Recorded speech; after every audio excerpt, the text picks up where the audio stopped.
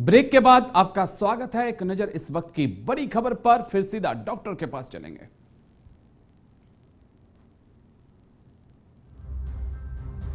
भारत में corona case ने फिर पकड़ी रफ्तार।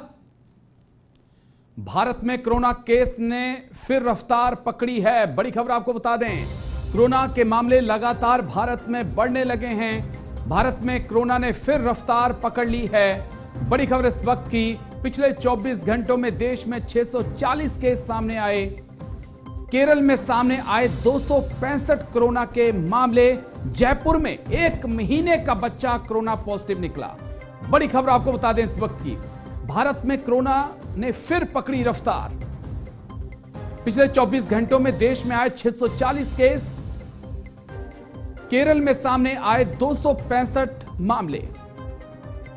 जयपुर में 1 महीने का बच्चा कोरोना पॉजिटिव। जल्दी से ग्राफिक्स, उसके बाद एक्सपर्ट्स के पास हम चलेंगे। मैप के जरिए जानकारी दे दें आपको कि कहां कितने केस मिले हैं। अगर बात यूपी की करें तो 2 मामले ने मिले हैं, लेकिन केस जो है वो 5, टोटल मामले 5 हो चुके हैं वहां पर। महाराष्ट्र में 8 केस नए मिले हैं। टोटल मामले जो हैं 8 नए मामले मिले हैं। केस जो हैं टोटल कोरोना के केसेस 53 हो चुके हैं। तेलंगाना की बात करें, मामले जो हैं 5 सामने आए हैं और अब तक 19 कोरोना टोटल केसेस हो चुके हैं।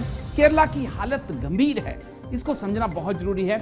मामले 265 ने, लेकिन टोटल केसेस, एक्टिव केसेस की बात करें तो 2606 हो चुके हैं। तमिलनाडु के हालात भी कुछ ऐसे ही, नए मामले जो हैं वो 15 हैं और टोटल एक्टिव केसेस की संख्या 104 पहुंच चुकी है।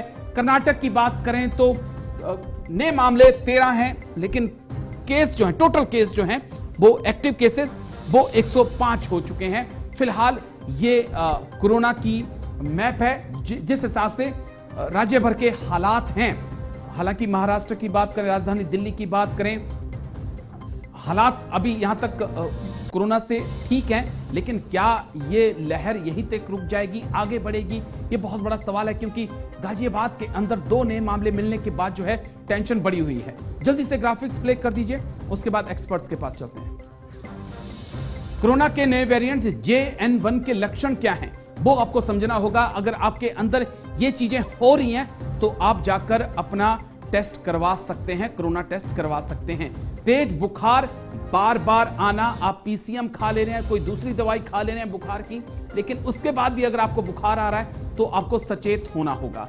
लगातार खांसी का आना, बिना काम किए थकान हो जाना, नाक बंद या जाम होना, नाक का बहना, गले में दर्द जो है वो भी एक अहम कारण है। उल्टी, दस्त, सर में दर्द रहना, ये कारण है। लेकिन ये सब तो जो सर्दी में फ्लू फैला है उसके अंदर भी हो रहा है, इसको समझना होगा। इसको हम डॉक्टर के पास चलेंगे।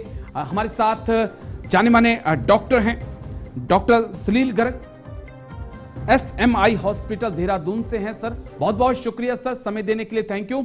डॉक्टर सलील गर्ग, शुक्रिया आपका। लेकिन सबसे अहम सवाल और जो बड़ा अहम पॉइंट भी है सर कि सर्दियां हैं, फ्लू फैला हुआ है, लोगों को जुकाम, सर्दी, बुखार ऐसे भी हो रहा है, लेकिन ये जो नया वेरिएंट JN1 आया है ये कैसे अलग है सर? जी देखिए राजेश जी, आपका प्रश्न बहुत ही वैलिड और इम्पोर्टेंट क्वेश्चन है।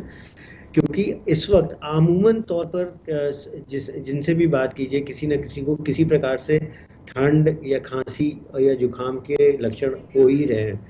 और रोज हम OPD में देखते हैं कि लोग कहते हैं कि डॉक्टर साहब ठंड लग रही है, जुकाम हो रहा है, तो क्या ये कोविड हो सकता है? अभी तक हम लोग इसको फ्लू की तरह ही देख रहे थे, पर अब जब ये नया JN वेरिएंट आया है, इसके बाद से हम लोगों की भी आंखें खुली हैं और हम लोग भी इस तरह इसमें जो है इसको टेस्ट कराने की कोशिश कर रहे हैं। कोविड के साथ चीज़ ये है कि ये तेज़ी से फैलता है। हम लोग एक्सपेक्ट कर रहे हैं, हालांकि जो रिपोर्ट्स हैं, केरला में 3 डेथ्स हैं और कहीं आई थिंक राजस्थान या कहाँ पे 60 डेथ्स की बात आई थी, जो मैं आज पढ़ भी रहा था। तो हम लोग ये एक्सपेक्ट कर रहे हैं, हालांकि किन में है, जो जितना भी हम लोग जानते हैं ये काफ़ी माइल्डर वेरिएंट है, तो इस वजह से कोरोना होना और तेजी से फैलना ये क्वाइट पॉसिबल है कि ये काफ़ी माइल्ड सा वेरिएंट हो। बट तब भी जैसे कि हम लोग हर बार बात करते हैं, शायद हम लोगों को ज़रूरी है कि हम लोग जो है एहतियात बरसें, थोड़े से कोविड सेफ बिहेवियर की तरफ फिर से थोड़े समय के लिए हो जाए, क्योंकि क्योंकि ये एक तो कोविड से भी हमें दूर रख सकता है, और शायद इन्फ्लुएंजा या बाकी जो बीमारियां हैं जिनमें हम लोग एक्सपेक्ट करते हैं फ्लू वगैरह, उससे भी बचाने की कोशिश कर सकता है। डॉक्टर साहब, एक सवाल और जो बड़ी अहम जानकारी मैं तलाश रहा था, तो इस वेरिएंट के बारे में जो मुझे नहीं मिला कि अभी तक कोरोना की बात करें या हम स्वाइन फ्लू की भी बात करें, जो तमाम इस तरह के फ्लू थे उसमें एक सांस की प्रॉब्लम होती थी। क्या ये जो नया वेरिएंट है उसमें ऐसी चीज़ें नहीं हैं? क्योंकि जब सांस की प्रॉब्लम होगी आपको ऑक्सीजन की जरूरत पड़ेगी। इसके बारे में मुझे कोई ऐसी जानकारी नहीं मिली, शायद मैं चूक गया डॉक्टर साहब। नहीं नहीं, ऐसी चीज़ नहीं है राजेश जी। क्या होता है कि एक नेचुरल हिस्ट्री होती है। देखिए, वायरस जो होते हैं ना, बहुत फास्ट मल्टीप्लाई करते हैं, बहुत फास्ट म्यूटेट करते हैं। तो वो भी ये चीज़ देखते हैं, उनको तो सर्वाइव करना होता है। अगर जैसे उन्होंने अगर अपने होस्ट को किल कर देते हैं तो उसका जो है ट्रांसमिशन बंद हो जाता है, उसकी सर्वाइवेबिलिटी भी कम हो जाती है।